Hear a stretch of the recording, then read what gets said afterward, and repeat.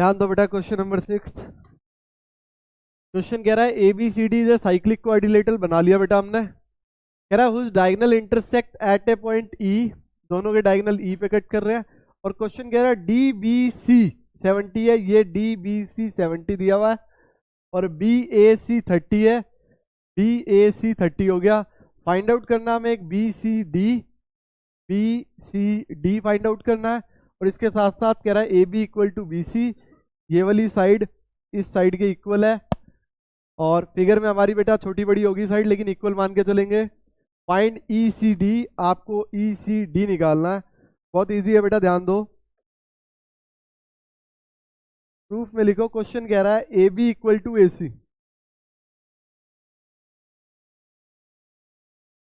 बेटा अगर A B equal to ए सी है तो ए बी के सामने वाला, ये बेटा इस ट्रायंगल में सोल्व कर रहे हैं हम, इन ट्रायंगल ए बी सी में, in triangle A B C, A B equal to B सी।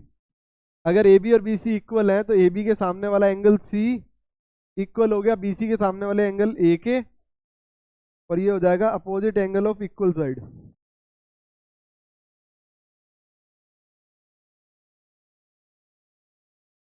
बेटा ऐसा होने के बाद आप एंगल सी को, एंगल ए आपको पता है, एंगल सी को 30 लिख सकते हो, ए की जगह 30 लिख लिया हमने। अब यहां पे भी 30 हो गया। अब ध्यान दो, इन ट्रायंगल एबीसी, पूरा ट्रायंगल ले लो, इन ट्रायंगल एबीसी। अगर आप एबीसी ट्रायंगल ले रहे हो तो यहाँ पे angle A plus angle B plus angle C का सम 180 होगा। रीजन हो गया एंगल सम प्रॉपर्टी।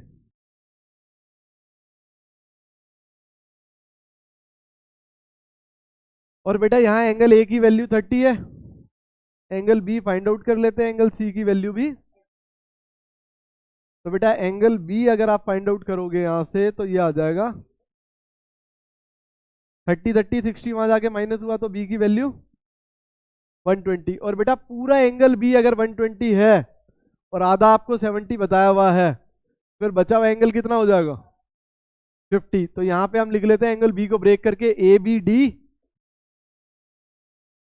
प्लस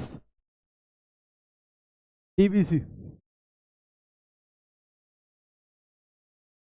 इसमें आपको डीबीसी की वैल्यू 70 पता है, आपको ए बी डी की निकालनी है।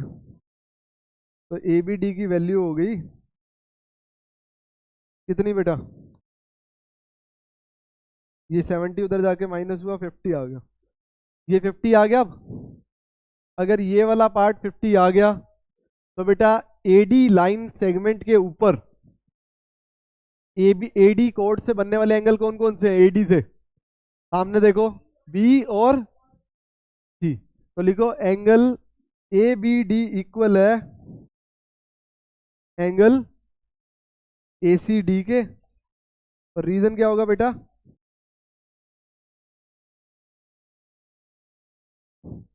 Angle lies on same segment.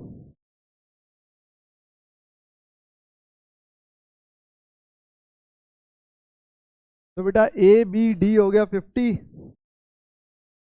और ए सी डी निकल आया। अब ध्यान दो, ए सी डी निकल आया, ये हो गया 50। क्वेश्चन ने बोला था आपको ईसीडी निकालने के लिए, ईसीडी निकल चुका। और क्या बोला था क्वेश्चन ने, बीसीडी भी निकल चुका। तो एसीडी ही ईसीडी है, जो ए सी डी है वही तो ईसीडी है, 50 हो गया।